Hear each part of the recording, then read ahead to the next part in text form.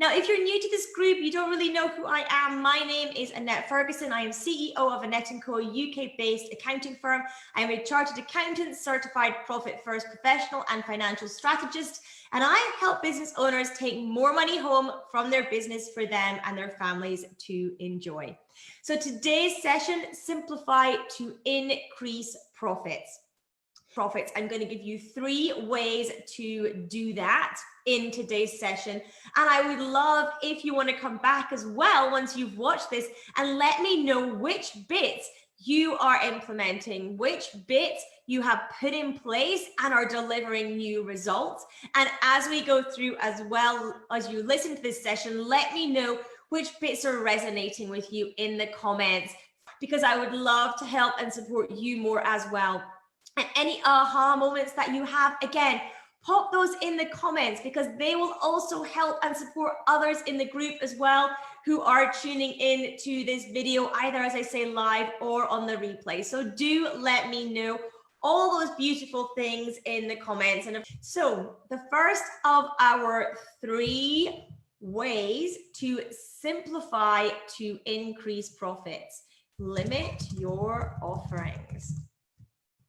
Now, this might sound incredibly counterintuitive, but what I see all the time are when business owners are not hitting their profit or revenue goals, they go out and they find another product or service offering to offer the customer, to offer the client. They add more things on. So perhaps you do one-to-ones, for example, one-to-one services, and you think, I know what's going to make it work. I know what I need to do. I need to add in VIP days, or I need to add in a membership program, or I need to add in a group coaching program as well. And now I'll have lots of different things I can offer people, and therefore that will increase my revenues and profits. But more often than not, that is not the case, particularly if your revenue streams are not each at least £100,000 revenue. So if you have one offering at the moment and it has not yet reached 100K revenue, do not even attempt to add another revenue stream. And ideally, I'd like you to see that first stream out to about 250K minimum in reality. 100K is baseline, absolute bottom line, but ideally, you're going to be near that 250K mark before you start adding on other revenue streams into your business. If you have lots and lots of revenue streams operating concurrently, and it's only you, or it's you and a small team, then what you do is you end up lacking focus because you're spreading yourself between all these different areas. You end up confusing the end client and customer because they're not quite sure exactly what you offer, because they see one thing over here, another thing here, and these seem to contradict each other, and I can't quite work out what's going on. And what you don't do is you don't perfect your marketing, you don't perfect your messaging, and you don't perfect the results that you get for your clients in your first offering. So there are lots of pitfalls that exist when you have multiple offerings in your business. And if you do not have enough revenue there to bring on and support team to focus on each of the individual revenue streams in their entirety, then you end up spreading everyone too thinly, including yourself, confusing the market, and actually not getting your first revenue stream to where it should be, not actually reaching the potential of any of those revenue streams. So I really recommend limiting your offerings, scaling down, and focusing on one offering, laser focused, until you get to base minimum 100K in that, but ideally more like £250,000 turnover a year in that one stream. And then you can start to open up another revenue stream, a second one. And again, that one needs to get to 250K before you open a third, etc., etc. What you do there as well is you really make sure at that point that then that individual first revenue stream is highly profitable for you. You can focus on the one, you can tune everything in. You can tune your marketing, your messaging, your results for your clients, the profitability, the serviceability, all of it. You tune it all in by limiting your offering. Okay, and this focuses you on the profits of that one offering and ensuring that your business can actually be financially healthy with just that one thing. And that is incredibly freeing. So that is number one, is to really scale down, limit your offerings, because that is a massive key to profitability. I've had a few clients where I've highly encouraged them to do this, and when they have skyrocketed that first offering. They have managed to increase the offering by 4, 5, 6, 7%, 7x revenue, like huge increases in revenue, as well as even more increase in the profit. So, you know, we've seen businesses who are doing 10K months going up to 50K months by doing this, okay? In a very short period of time. So limit your offerings, simplify the number of offerings that you have, scale it down as much as you can so that each one is getting to that 250K ideally before you introduce a next, and you will see a massive result in your business as a result of that. Okay, number 2 is trimming your marketing. Okay, so this means making your marketing lean, cost-effective, and dialed in. So making sure that every single pound spent in marketing is delivering you the result that you need it to.